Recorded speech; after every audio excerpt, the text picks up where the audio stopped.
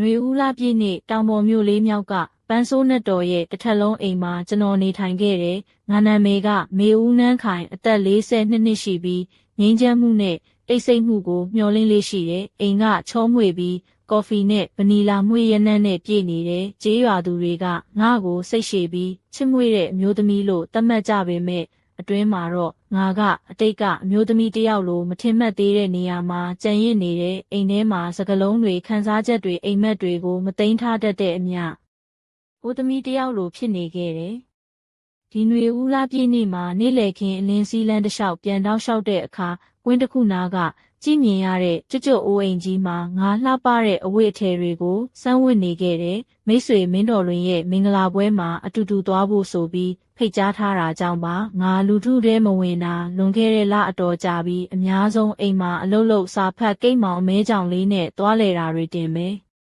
မင်းတော်လွင်ကစိတ်ကြိုက်ပြောတယ်မေဦးနန်းခိုင်နေ့စဉ်လုံနေလို့တိတ်ဆိတ်နေပြီးတခါတလေလူတွေကြားမှာသွားဖို့လိုတယ်ငါရေမိပြီးအိတ်ခမ်းကိုသွားအလှပအဝတ်ထည်တွေထဲကကရင်မီကိုဝတ်စုံနဲ့မီနီပုတ်ချင်းကတ်တစ်ခုကိုရွေးချယ်လိုက်တယ်စဉ်းစားတယ်ငါခုချိန်မှာဒီလိုဝတ်တာမလုံလောက်ဘူးလားလို့ပဲဒါပေမဲ့စိတ်ထဲကတစုံတရာကပြောတယ်အင်းတညအတွက်တော့နေရာပေါ်မှာနေကြရဲဆိုတာခံစားကြည့်ပါစို့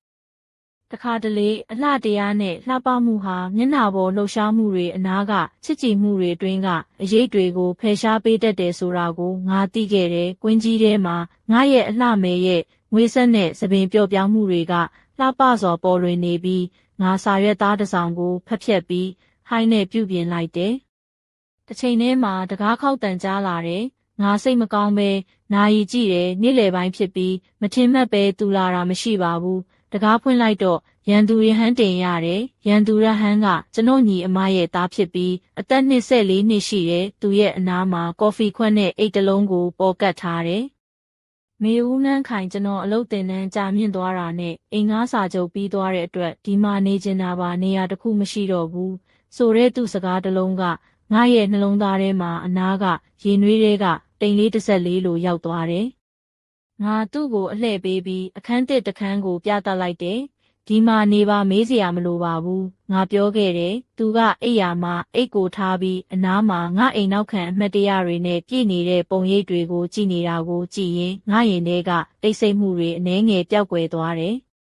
သူနဲ့ငါပြန်စကားပြောတာကတနေ့ရောက်အချိန်ချင်းမဖြစ်ရသေးတဲ့မေတ္တာနဲ့ချစ်ချင်းများစွာနဲ့ပြည့်နေခဲ့တယ်ငါမျက်နှာမှာပြုံးရင်သူ့အနားမှာငါရဲ့အသက်ရှူလမ်းကြောင်းတွေပြန်ဟန်နေဆိုတာခံစားရတယ်ညနေခင်းမှာအိမ်ပြန်လာတဲ့အခါမီးလင်းတဲ့အခန်းထဲမှာရန်သူရှိနေပြီးကလတ်ထိုင်ပေါ်ငါအတွက်ရင်ခုန်မှုအစ်စ်တွေပြန်သွားတယ်။မေဦးနန်းခိုင်အိတ်မပျော်ဘူးလားဆိုတော့ငါနောက်ညအိတ်တာမသိတော့ဘူး။ဒီကလားထိုင်ကအလွန်ပျော်စရာပါပဲလို့ငါပြောခဲ့တယ်။အဲ့ဒီညမှာငါတို့နှစ်ယောက်စကားပြောခဲ့တယ်။မဖြစ်နိုင်တဲ့စိတ်ကူးတွေမျှော်လင့်ချက်တွေကိုယ့်အပေါ်ချစ်ချင်းနဲ့ပြန်လည်ငြိမ်းချမ်းမှုတွေကိုတစ်ခုချင်းစီပြောခဲ့တယ်။ငါရဲ့ရင်ထဲမှာအတိတ်ကမျက်နှာဖုံးတွေဖယ်ရှားပြီးအတစ်တစ်ခုဖန်တီးနေခဲ့တယ်။တနေ့ထပ်ပြီးတနေ့ရန်သူရဟန်းရဲ့အနားမှာငါရဲ့အသက်ရှူမှုတွေပြန်လည်တိုးတက်လာတာကိုခံစားရတယ်။အချိန်တွေခံစားချက်တွေနဲ့ကိုချစ်ချင်းတွေပြန်လာခဲ့တယ်။ဒီလိုတိတ်ဆိတ်တဲ့နေ့တွေကြားမှာအသက်ရှူသံအသစ်တွေကြားရတယ်ဆိုတာခံစားရတဲ့အခါငါ၏အနာဂတ်မှာမရှိမဖြစ်ဖြစ်လာမဲ့စိတ်ထင်မြင်ချက်တစ်ခုပေါ်ပေါက်လာခဲ့တယ်။ရန်သူရဟန်းရဲ့လက်ထဲကအသားရောင်လက်ကောက်လေးကပြောတယ်။မေဦးနန်းခိုင်ဒီဟာကိုမပြန်ပေးပါနဲ့အခုတော့မင်းပိုင်ပစ္စည်းဖြစ်လို့ပါ။ဒီကဘာမှာတခါတရံမျက်နှာမမြင်သူများကလက်တွေ့ကိုယ်တိုင်ကိုပြန်လဲရှာဖွေကြောင်းအမှန်တရားတွေကိုပြန်လဲထူထောင်ကြောင်းငါသိရှိလာခဲ့တယ်။ဒါပေမဲ့ဒီအချိန်မှာပြဿနာတစ်ခုကငါစိတ်ထဲမှာစတင်ပေါ်ပေါက်လာခဲ့တယ်။ရန်သူရဟန်းကတကယ်မျှော်လင့်ထားသလိုသူပဲလား။ဒါမှမဟုတ်သူ့အနောက်ကဘာမှန်းသေချာမသိတဲ့တစ်ခုခုရှိနေသလား။နနက်ခင်းရဲ့နေအောင်ကြီးကအိမ်ထဲကိုတောက်ပစွာဝင်လာတဲ့အခါငါမယုံနိုင်လောက်အောင်တန်ရှင်းပြီးချောမွေ့တဲ့အဝတ်အစားနဲ့မျက်နှာပြောင်အောင်မီးရထားပြီးရှမ်းပြည်ကနေမျိုးတစ်မျိုးကစတိုင်နဲ့ညက်လေးဝတ်ထားတဲ့အနက်ရောင်မီနီစကတ်နဲ့အဖြူရောင်လက်ရှည်လက်လဲရှက်နဲ့ပေါင်းဆက်ထားတဲ့ဒီလက်ရှည်ဝတ်စုံဟာရှမ်းလူမျိုးတိုင်းရဲ့ရိုးရာအမှုပညာနဲ့ခေတ်မီဖက်ရှင်ကိုရောစပ်ထားတဲ့ပုံစံလို့ပြောလို့ရမယ်။ငါစပွဲပေါ်မှာရွှေကတ်ထားတဲ့လက်ကောက်တစ်လက်နဲ့ဘောင်္ဂလားပကံပေါ်ကပန်းသီးရောင်လက်ဖက်ရည်တစ်ခွက်ကိုဆွဲနေစဉ်ရန်သူရဟန်းက အိမ်ထဲကနေအပြင်ကိုမြင်ကာခြေလန်းတန်နဲ့လာရောက်ပြန်ကြားတယ်သူ့ရဲ့ခြေပြားကအနီရောင်ကြားပုံစံလက်ဝတ်ဆက်နဲ့ခန္ဓာကိုယ်ပေါ်ကတောက်ပတဲ့အဖြူရောင်ရှက်တစ်ထည်ခေါင်းပေါ်မှာရွှေ့ပတ်ပြီးသပင်ဆက်ထားတာကသူ့ရဲ့တစ်နှစ်တစ်ကြိမ်ပြောင်းလဲမှုနဲ့ကြီးပြင်းမှုကိုပြသနေတယ်။မေဦးနှန်းခိုင်ဒီမနက်မှာမင်းကတကယ်တမ်းကြည်နူးစရာပဲဒီဝတ်စုံနဲ့မင်းဟာတောင်ပေါ်မျိုးရဲ့မင်းသမီးလိုပဲသူဟာရေမောပြီးစကားပြောတယ်ငါလဲရေရင်မင်းကငါရဲ့အချစ်ဆုံးသားလေးပဲငါကိုမင်းကအမြဲပဲအံ့ဩစေတယ်လို့ပြန်ပြောတယ်နောက်တစ်ခါငါတို့နှစ်ဦးဘက်စုံဆိုင်ရာစကားပြောစရာတွေအိမ်တွင်းအလုပ်တွေရန်သူရဟန်းရဲ့အလုပ်တင်တဲ့အခြေအနေတွေကိုလွယ်ကူစွာမျှဝေခဲ့တယ်သူ့ရဲ့မျက်လုံးထဲကရိုင်းဆိုင်တဲ့အနာကမျက်နှာပြောင်မှုတွေကငါရင်ထဲကတိတ်ဆိတ်မှုတွေဖယ်ရှားပေးသလိုငါရဲ့အတွင်းခံတွေကိုပြန်လည်ထူထောင်ပေးခဲ့တယ်မေဦးနှန်းခိုင်မင်းအခုဒီလိုရှိနေတဲ့ကာလမှာလူတွေကြားမှာနေထိုင်ဖို့လိုအပ်တယ်ရန်သူရဟန်းကပြောတယ်ငါပြန်ပြီးဟုတ်တယ်နော်ငါကတခါတော့ကလူတွေကိုပြန်လဲယုံကြည်ဖို့စ조사နေတယ်ဒါပေမဲ့လူတွေကြားမှာတခါတလေမရောက်ရင်လဲစိတ်ချမ်းသာတယ်လို့ပြောခဲ့တယ်ရန်သူရဟန်းကငါ့ကိုလှမ်းပြီးအဲ့ဒီဆိုရင်ဒီနေ့ညမှာကျွန်တော်နဲ့အတူတူညစာစားကြမလားလို့တောင်းဆိုတယ်ငါကညှိနေခဲ့ပေမဲ့စိတ်ထဲကတစိတ်လေးကဒီနေ့ဟာတနေ့တာအပြောင်းလဲလှတဲ့နေ့တစ်နေ့ဖြစ်နိုင်တယ်ဆိုပြီးပြောနေခဲ့တာကိုမခံနိုင်ကျင်တော့ဘူးနောက်ဆုံးမှာငါအင်းဟုတ်တယ်ဒီညမှာအတူတူညစာစားကြမယ်နော်လို့ပြောလိုက်တယ်သူ့ရဲ့မျက်နှာပေါ်မှာရင်ခုန်မှုနဲ့မျက်ကက်ချစ်ချင်းအရေးတွေပေါ်လာတယ်ငါရဲ့လက်ကောက်လေးကရန်သူရဟန်းရဲ့လက်ကောက်နဲ့တွဲဖက်ပြီးတောက်ပနေခဲ့တယ်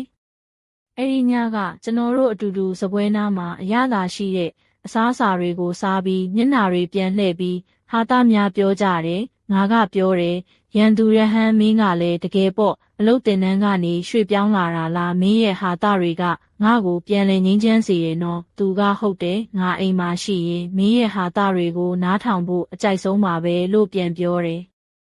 ညကအိမ်ထဲမှာတိတ်ဆိတ်စွာအိပ်ယာဝင်တဲ့အခါငါရင်ထဲကစိတ်ကူးလေးတစ်ခုကတိုးတက်လာတဲ့ရန်သူရဟန်းရဲ့ရှေ့တင်ပြုမှုတွေကငါ့ကိုတခါတော့ကမေ့နေခဲ့တဲ့ကိုပြန်လဲရောက်ရှိစေတဲ့ငါရဲ့အတွင်းခံအလင်းရောင်ကိုပြန်လဲဖွင့်ပေးခဲ့တယ်။ဒါပေမဲ့ငါမသိသေးတဲ့အရာတစ်ခုကငါ့ကိုစောင့်နေပြီးမနှက်ဖြန်မှာပို့ပြီးစိတ်လှုပ်ရှားဖွယ်ဖြစ်စေတော့မှဖြစ်တဲ့ရန်သူရဟန်းရဲ့အိမ်ထဲရောက်ရှိမှုကငါဘဝကိုဘလို့ပြောင်းလဲသွားမလဲ။ငါရဲ့စိတ်ထဲကတိတ်ဆိတ်မှုတွေပြန်လဲဖျောက်ပစ်ပြီးဘလို့အသက်ရှူမှုအသစ်တွေကိုဖန်တီးသွားမလဲဒီလိုမေးခွန်းတွေကငါ့ကိုမနှက်ဖြန်အထိစောင့်နေကြတယ်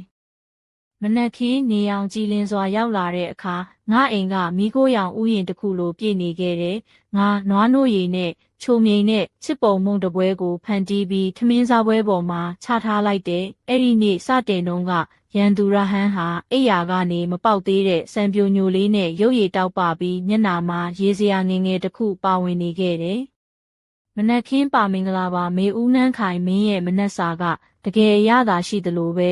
မင်းကိုယ်တိုင်လည်းပိုပြီးချစ်စရာကောင်းလာတာပဲဆိုပြီးရန်သူရဟန်းရဲ့လိုက်တယ်ငါလည်းမျက်နှာပြောင်ပြောင်နဲ့မင်းကလည်းနေ့စဉ်တိုးတက်နေတယ်နော်လို့ပြန်ပြောလိုက်တယ်နောက်တစ်ခါငါတို့နှစ်ဦးကထမင်းစားပြီးအိမ်တန်ရှင်းရေးလုပ်ဖို့စတင်လိုက်ကြတယ်ရန်သူရဟန်းကအိမ်ထဲကဟိုတစ်ဖက်ကအဝတ်လျှော်ဆက်အနာကအဝတ်လျှော်တဲ့အခါငါစီကိုလှမ်းပြီးမေဦးနှန်းခိုင်ဒီအဝတ်လေးကိုကြည့်ပါနော်မင်းရဲ့အနံ့လေးနဲ့အယောင်လှတွေကြားမှာကြည်နူးစရာပါပဲလို့ပြောတယ်ငါကအပြုံးနဲ့ဒါဆိုအဝတ်လျှော်ဆက်နဲ့မင်းကဆက်တဲ့အနံ့လေးကဘာလဲလို့ဟာသားတစ်ချက်ပြောလိုက်တော့ရန်သူရဟန်းကအဲ့ဒါကမင်းရဲ့မုံဖို့အနံ့နဲ့တူတယ်တခါတလေအိမ်မှာသူ့ကိုခံစားမိတယ်လို့ရေးလိုက်တယ်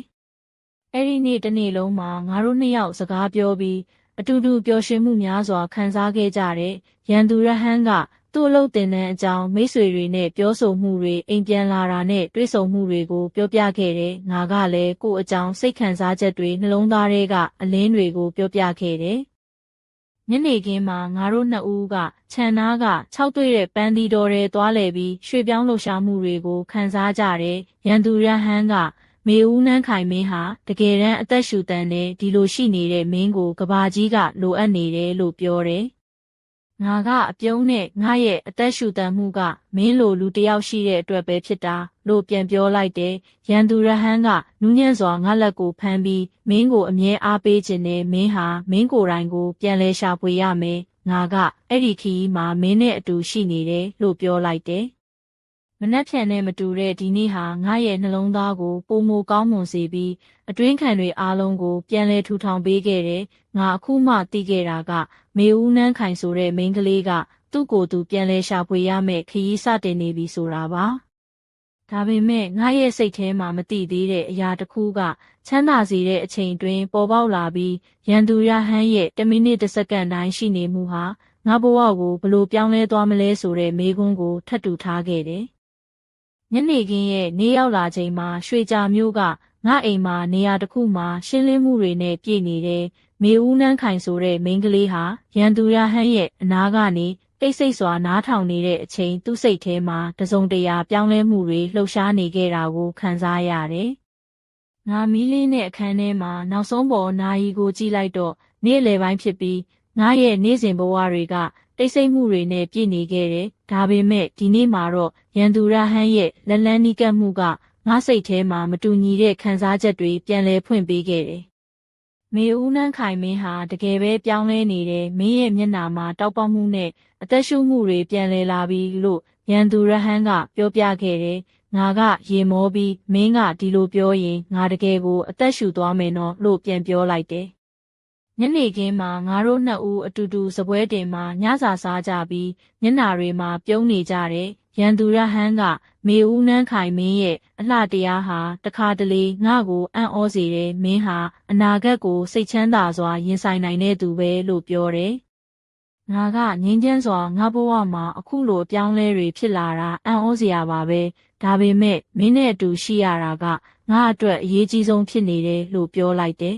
။မြင့်မှာငါတို့နှစ်ဦးကအိမ်နောက်ခန်းမှာတစ်ချက်ထပ်ပြီးခြေရင်တိုက်ပေါ်ကလေထုကိုခန်းစားကြတယ်။ရန်သူရဟန်းကမေဦးနန်းခိုင်မင်းဟာတကယ်ပဲမင်းကိုယ်တိုင်ကိုပြန်လဲရှာဖွေနေတဲ့ခရီးမှာရှိတယ်။ငါကအဲ့ဒီခရီးကိုမင်းနဲ့အတူလိုက်ပါမယ်လို့ပြောတယ်။ဒီစကားတွေဟာငါရဲ့နှလုံးသားကိုတိတ်ဆိတ်စေပြီးအနာဂတ်အတွက်ပြင်ဆင်မှုတွေအတွက်တစိမ့်တစ်ပိုင်းရှိနေခဲ့တယ်။ဒါပေမဲ့ငါစိတ်ထဲမှာမသိသေးတဲ့အရာတစ်ခုကအိမ်ထဲမှာကနေတိတ်တိတ်လေးလှုပ်ရှားနေတယ်။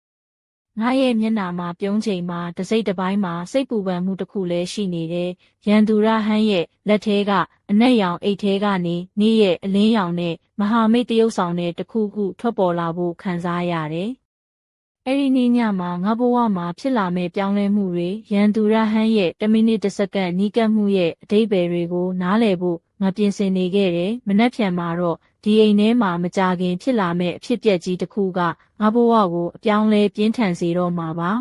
။ညနေခင်းရဲ့နေရောင်လွှမ်းမိုးလာတဲ့အခါငါနဲ့ရန်သူရဟန်းဟာရွှေကြာမျိုးရဲ့တိတ်ဆိတ်တဲ့လမ်းမကြီးပေါ်မှာလမ်းလျှောက်နေကြတယ်။ငါရဲ့အနီရောင်မီနီစကတ်ဟာလေထဲမှာတောက်ပစွာလှုပ်ရွားပြီးအဖြူရောင်ချစ်စရာနူးညံ့တဲ့ကြာပန်းပန်းကန်လေးကိုလက်ထဲမှာဆွဲထားတယ်။ငါစပင်တွေကိုရိုးရှင်းပြီးချောမွေ့စွာလှည့်ပတ်ထားပြီးလက်ဝတ်ရတနာတစ်လက်နဲ့ဆွဲထားတဲ့လက်ကောက်ကငါလက်မောင်းကိုညှက်ညက်လှပစေတယ်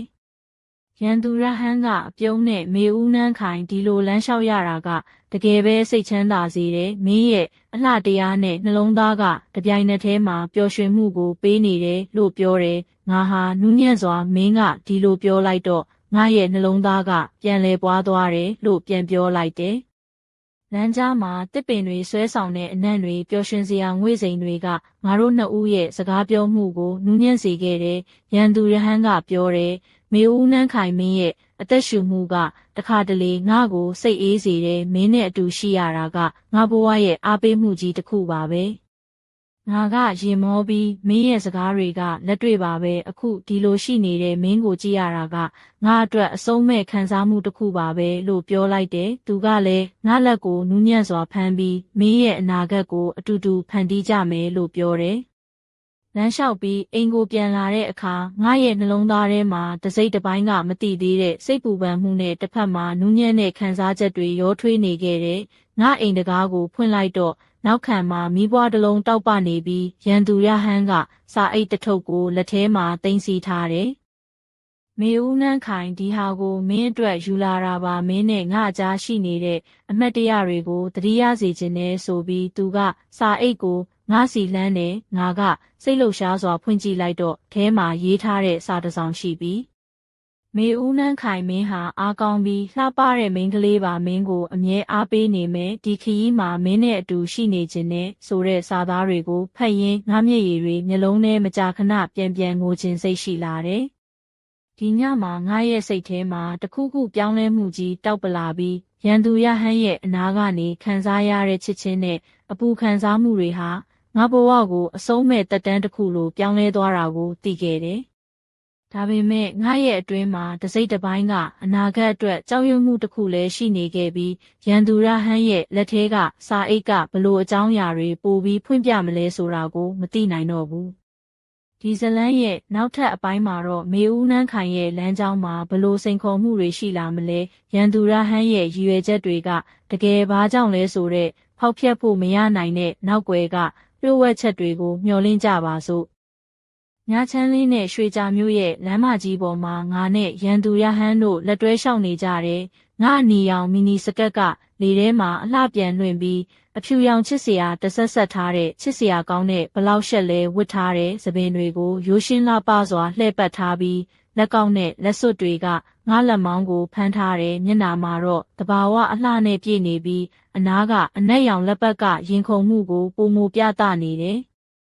မေဦးနှန်းခိုင်ဒီလိုအတူရှိရတာစိတ်ချမ်းသာစေတယ်မင်းရဲ့အလှနဲ့စိတ်တက်ကတပြိုင်နက်တည်းမှာပျော်ရွှင်မှုကိုပေးနေတယ်ဆိုပြီးရန်သူရဟန်းရေမောပြောတယ်ငါကလည်းတဘာဝအပြုံးနဲ့မင်းရဲ့စကားတွေကငါရင်ထဲမှာအပူတစ်ခုပေးနေတယ်လို့ပြန်ပြောလိုက်တယ်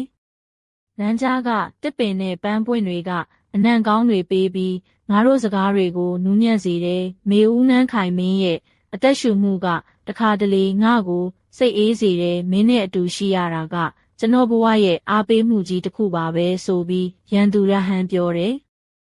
ငါကပြန်ရပြီးမင်းရဲ့စကားတွေကလက်တွေ့ပါပဲဒီလိုရှိနေတဲ့မင်းကိုကြည့်ရတာကငါအတွက်အဆုံးမဲ့ခံစားမှုတစ်ခုပါပဲလို့ပြောလိုက်တယ်သူကလည်းလက်ကိုဖမ်းပြီးမင်းရဲ့အနာဂတ်ကိုအတူတူဖန်တီးကြမယ်လို့ပြောတယ်လမ်းပတ်ပြီးအိမ်ပြန်လာတဲ့အခါငါနှလုံးသားထဲမှာစိတ်ပူပန်မှုနဲ့နူးညံ့မှုတွေရောစက်နေတဲ့အိမ်တကားကိုဖွင့်လိုက်တော့မီးပွားတောက်ပနေပြီးရန်သူရဟန်းကစာအိတ်တစ်ထုပ်ကိုလက်ထဲမှာထားတယ်။မေဦးနှန်းခိုင်ဒီဟာကိုမင်းအတွက်ယူလာတာပါမင်းနဲ့ကျွန်တော်အကြားရှိတဲ့အမှတ်တရတွေကိုသတိရစေခြင်းနဲ့ဆိုပြီးစာအိတ်ကိုလှမ်းတယ်ငါစိတ်လှုပ်ရှားစွာဖွင့်ကြည့်လိုက်တော့စာတစ်စောင်ထဲမှာမေဦးနှန်းခိုင်မင်းဟာအားကောင်းပြီးလှပတဲ့မိန်းကလေးပါမင်းကိုအမြဲအားပေးနေမယ်ဒီခီးမှာမင်းနဲ့အတူရှိနေခြင်းနဲ့ဆိုတဲ့စာသားတွေရှိတယ်ငါမျက်ရည်တွေမျက်လုံးထဲမကြာခဏပြန်ငိုခြင်းစိတ်ရှိလာတယ်ဒီညမှာငါရဲ့စိတ်ထဲမှာတခုခုပြောင်းလဲမှုကြီးတောက်ပလာပြီးရန်သူရဟန်းရဲ့ချစ်ချင်းနဲ့အပူခံစားမှုတွေဟာငါဘဝကိုပြောင်းလဲသွားတာကိုသိခဲ့တယ်ဒါပေမဲ့ငါရဲ့စိတ်ထဲမှာတစိမ့်တစ်ပိုင်းကအနာဂတ်အတွက်ကြောက်ရွံ့မှုတစ်ခုလည်းရှိနေခဲ့ပြီးရန်သူရဟန်းရဲ့လက်ထဲကစာအိတ်ကဘလို့အကြောင်းအရာတွေပိုပြီးဖွင့်ပြမလဲဆိုတာကိုမသိနိုင်တော့ဘူးနောက်ဆုံးမှာငါခံစားလို့ရတဲ့အချက်ကဒီလိုပါပဲအနာဂတ်ကမသိရသေးပေမဲ့ဒီအချိန်မှာရှိနေပြီးခံစားနေတဲ့ချစ်ချင်းနဲ့အားပေးမှုဟာငါဘဝကိုပြောင်းလဲဖို့စတင်နေပြီဆိုတာပဲဒီနေ့ညမှာရွှေကြာမျိုးရဲ့လမ်းမကြီးပေါ်မှာငါနဲ့ရန်သူရဟန်းတို့တစ်ဖက်ကလှပတဲ့လင်းနဲ့နေသောစကားတွေကိုကြည်ရင်လမ်းလျှောက်နေကြတယ်ငါအနီရောင်မီနီစကတ်ကလေထဲမှာဖြုံးကလှပစွာတောက်ပနေပြီးအဖြူရောင်ချစ်စရာကောင်းတဲ့ဘလောက်ရှက်နဲ့တွဲဖက်ထားတာကငါ့ကိုပုံမိုတောက်ပစေတဲ့သပင်တွေကိုလှပစွာလှည့်ပတ်ထားပြီးလက်ကောက်တွေနဲ့လက်စွပ်တွေကငါလက်မောင်းကိုဖမ်းထားတဲ့မျက်နှာမှာတဘာဝအလှနဲ့ပြည့်နေပြီးရင်ထဲမှာတော့မတိသေးတဲ့စိတ်လှုပ်ရှားမှုနဲ့ပြည့်နေခဲ့တယ်ရန်သူရဟန်းကငါ့ကိုကြည့်ပြီးမေဦးနှန်းခိုင်မင်းဟာတကယ်တမ်းအသက်ရှူနေတဲ့မင်းရဲ့အလှတရားနဲ့စိတ်တက်ကတပြိုင်နက်တည်းမှာပျော်ရွှင်မှုကိုပေးနေတယ်လို့ပြောတယ်ငါကမျက်နှာပြောင်နဲ့မင်းရဲ့စကားတွေကငါရင်ထဲမှာအပူတစ်ခုပေးနေတယ်လို့ပြန်ပြောလိုက်တယ်လမ်းကြားကတစ်ပင်နဲ့ပန်းပွင့်တွေရဲ့အနံ့ကောင်းတွေကငါတို့စကားပြောမှုကိုနူးညံ့စေပြီးတခါတလေရန်သူရဟန်းရဲ့မျက်လုံးထဲကနူးညံ့မှုကငါရဲ့နှလုံးသားကိုနှစ်ခါထိတွေ့သွားတယ်သူကပြောတယ်မေဦးနှန်းခိုင်မင်းဟာတခါတလေငါ့ကိုစိတ်အေးစေတယ်မင်းနဲ့အတူရှိရတာကကျွန်တော်ဘဝရဲ့အားပေးမှုကြီးတစ်ခုပါပဲငါကငိမ့်ချမ်းစွာမင်းရဲ့စကားတွေကလက်တွေ့ပါပဲဒီလိုရှိနေတဲ့မင်းကိုကြည့်ရတာကငါအတွက်အဆုံးမဲ့ခံစားမှုတစ်ခုပါပဲလို့ပြောလိုက်တယ်သူကလည်းလက်ကိုဖမ်းပြီးမင်းရဲ့အနာဂတ်ကိုအတူတူဖန်တီးကြမယ်လို့ပြောတယ် အိမ်ပြန်လာတဲ့အခါငါနှလုံးသားထဲမှာစိတ်ပူပန်မှုနဲ့နူးညံ့မှုတွေရောစက်နေပြီးမိဘွားတောက်ပနေတဲ့အခန်းထဲထွက်လာတဲ့အလင်းရောင်ကငါစိတ်ထဲကဖွင့်လှစ်လာတဲ့အလင်းလေးနဲ့တွဲဖက်နေတဲ့ရန်သူရဟန်းကလက်ထဲမှာစာအိတ်တစ်ထုပ်ကိုထားပြီးမေဦးနန်းခိုင်ဒီဟာကိုမင်းအတွက်ယူလာတာပါမင်းနဲ့ကျွန်တော်အကြားရှိတဲ့အမတ်တရားတွေကိုသတိရစေခြင်းနဲ့ဆိုပြီးလှမ်းတယ်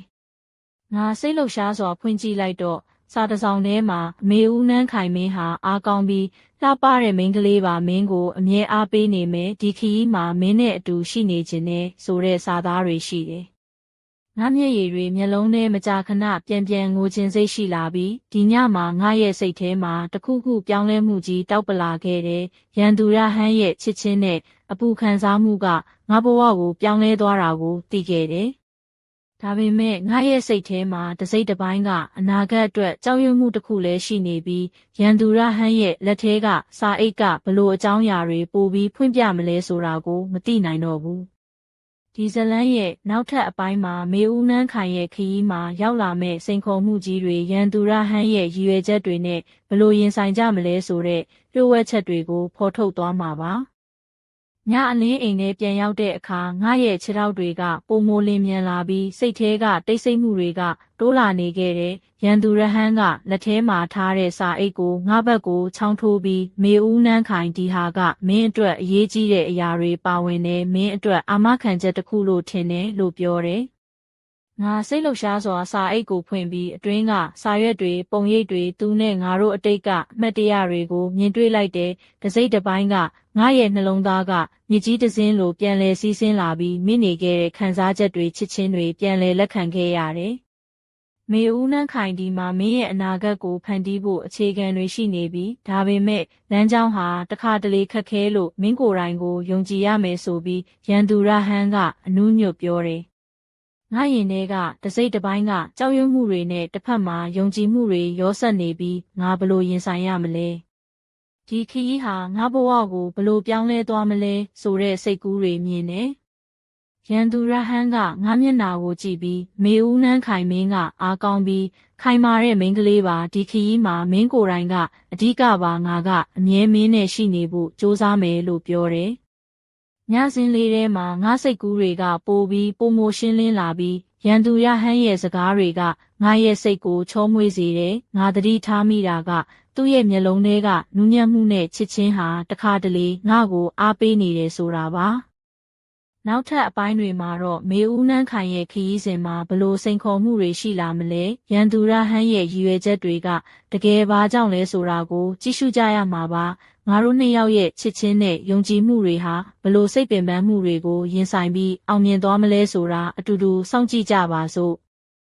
ညနေထဲမှာရွှေကြာမြို့ရဲ့တိတ်ဆိတ်တဲ့လမ်းမကြီးပေါ်မှာငါနဲ့ရန်သူရဟန်းဟာလမ်းလျှောက်နေကြတယ်။မီးလင်းတဲ့လမ်းမပေါ်မှာငါအနီရောင်မီနီစကက်ကလေထဲမှာဖြုံးကာလှပစွာတောက်ပနေပြီးအဖြူရောင်ချစ်စရာကောင်းတဲ့ဘလောက်ရှက်နဲ့တွဲဖက်ထားတာကငါ့ကိုပုံမိုတောက်ပစေတဲ့သပင်တွေကိုလှပစွာလှည့်ပတ်ထားပြီးလက်ကောက်တွေနဲ့လက်စွပ်တွေကငါလက်မောင်းကိုဖမ်းထားတဲ့မျက်နှာမှာတဘာဝအလှနဲ့ပြည့်နေပြီးရင်ထဲမှာမတိသေးတဲ့စိတ်လှုပ်ရှားမှုနဲ့ပြည့်နေခဲ့တယ်။ရန်သူရဟန်းကငါ့ကိုကြည့်ပြီးမေဦးနန်းခိုင်မင်းဟာတကယ်တမ်းအသက်ရှူနေတဲ့မင်းရဲ့အလှတရားနဲ့စိတ်ဓာတ်ကစိတ်ချမ်းသာမှုကိုပေးနေတယ်လို့ပြောတယ်။ငါကမျက်နှာပြောင်ပြောင်နဲ့မင်းရဲ့စကားတွေကငါရင်ထဲမှာအပူတစ်ခုပေးနေတယ်လို့ပြန်ပြောလိုက်တယ်။လမ်းကြားကတစ်ပင်နဲ့ပန်းပွင့်တွေရဲ့အနံ့ကောင်းတွေကငါတို့စကားပြောမှုကိုနူးညံ့စေပြီးတခါတလေရန်သူရဟန်းရဲ့မျက်လုံးထဲကနူးညံ့မှုကငါရဲ့နှလုံးသားကိုနှစ်ခါထိတွေ့သွားတယ်သူကပြောတယ်မေဦးနန်းခိုင်မင်းဟာတခါတလေငါ့ကိုစိတ်အေးစေတယ်မင်းနဲ့အတူရှိရတာကကျွန်တော်ဘဝရဲ့အားပေးမှုကြီးတစ်ခုပါပဲငါကငင်းချမ်းစွာမင်းရဲ့စကားတွေကလက်တွေ့ပါပဲဒီလိုရှိနေတဲ့မင်းကိုကြည့်ရတာကငါအတွက်အဆုံးမဲ့ခံစားမှုတစ်ခုပါပဲလို့ပြောလိုက်တယ်သူကလည်းလက်ကိုဖမ်းပြီးမင်းရဲ့အနာဂတ်ကိုအတူတူဖန်တီးကြမယ်လို့ပြောတယ်ဒီညမှာငါနှလုံးသားထဲမှာမတိသေးတဲ့စိတ်လှုပ်ရှားမှုတွေကြောက်ရွံ့မှုတွေနဲ့ပြည့်နေပြီးရန်သူရဟန်းရဲ့အနီးကပ်တဲ့လက်ထဲကစာအိတ်ကဘလို့လှုပ်ဝက်ချက်တွေနဲ့ဖြတ်တန်းသွားမလဲဆိုတာကိုစိတ်ဝင်စားနေတယ်ငါဘဝနဲ့သူ့ဘဝဟာဒီနေ့ကနေပြောင်းလဲသွားတော့မှထင်တယ်နောက်ဆုံးမှာငါရဲ့အသက်ရှူမှုတွေဟာစိတ်ပူပန်မှုနဲ့ချစ်ချင်းတို့ကြားကညှိနှိုင်းမှုတစ်ခုဖြစ်လာခဲ့ပြီး ဒီခရီးစဉ်ထဲမှာအဖြစ်အပျက်တွေစတင်ဖွင့်လှစ်တော့မှာပါညညချမ်းချိန်ရွှေကြာမျိုးရဲ့တိတ်ဆိတ်တဲ့အိမ်မှာငါနှင့်ရန်သူရဟန်းတို့တစ်ချိန်တည်းအိပ်ယာဝင်နေကြသည်ငါးစပင်များသည်လှပစွာလှည့်ပတ်ပြီးအနီရောင်မီနီစကတ်နှင့်အဖြူရောင်ဘာလောက်ရှက်တစ်ထည်ဖြင့်ချုပ်ဆွဲထားသည်လက်ကောက်နှင့်လက်စွပ်များကငါလက်မောင်းတို့ရင်လှစွာဆွဲဆောင်နေပြီးမျက်နှာအပေါ်၌တဘာဝအလှတရားတစ်ခုပြည့်နှက်လှပနေသည်ရန်သူရဟန်းဤမျက်လုံးများထဲ၌အနူးအညွတ်နှင့်ချစ်ချင်းတရားများပေါ်လွင်နေသည်မေဦးနှန်းခိုင်မင်းသည်အားကောင်းပြီးမျက်နှာပြောင်သောမိန်းကလေးတဦးဖြစ်သည်ငါသည်မင်းအတွက်အမြဲကူညီပံ့ပိုးမည်ဒီခရီးပေါ်တွင်ငါနှင့်မင်းတို့သည်လက်တွဲသွားမည်ဟုသူပြောဆို၏ငါနှလုံးသား၌စိတ်ခံစားမှုများတရားဝင်ပြောင်းလဲလာသည်ရန်သူရဟန်းဤစကားများသည်ငါကိုယ်တိုင်ကိုပြန်လဲရှာဖွေမှု၏အစပြုချက်ဖြစ်လာ၏ငါသည်တက်တန်းတစ်ခုလုံးအတွင်းပျောက်ကွယ်နေခဲ့သောကိုယ်အလင်းကိုထပ်မံရှာဖွေခဲ့သည်အိယာပေါ်သို့တက်လာစဉ်ငါသည်မနှက်ဖြန်တွင်ဖြစ်ပေါ်လာမည့်အခက်အခဲများနှင့်စိန်ခေါ်မှုများကိုရင်ဆိုင်ရန်အသင့်ရှိကြောင်းခံစားနေသည်ရန်သူရဟန်း၏လက်ထဲမှအသစ်တစ်ခုသောစာအိတ်တစ်ထုပ်သည်မကြာခင်ငါဘဝ၌ထိုးဖောက်မှုနှင့်ပြောင်းလဲမှုစံသစ်မှုတို့ကိုရနိုင်မည်ဟုသတိပေးနေသည်ဒါဟာငါဘဝ၏နောက်ဆုံးအပိုင်းမဟုတ်ပါဒီခရီးသည်စတင်ခဲ့ပြီးဖြစ်ပြီးရန်သူရဟန်းနှင့်ငါတို့၏ချစ်ချင်းနှင့်ယုံကြည်မှုတို့သည်မကြာမီပြောင်းလဲမှုမရှိမဖြစ်ပေါ်စေမည့်လက်ဝါးကပ်စွမ်းအားတစ်ခုဖြစ်မည်ဖြစ်သည်နောက်တစ်ခါတွေ့ဆုံမည့်အခါတွင်ငါတို့၏ချစ်ချင်း၏အနက်ရှိုင်းဆုံးလျှို့ဝှက်ချက်များနှင့်စိတ်ထဲကပျောက်ကွယ်နေသောအမှတ်တရများကိုဖော်ထုတ်နိုင်မည်ဟုမျှော်လင့်ကြပါစို့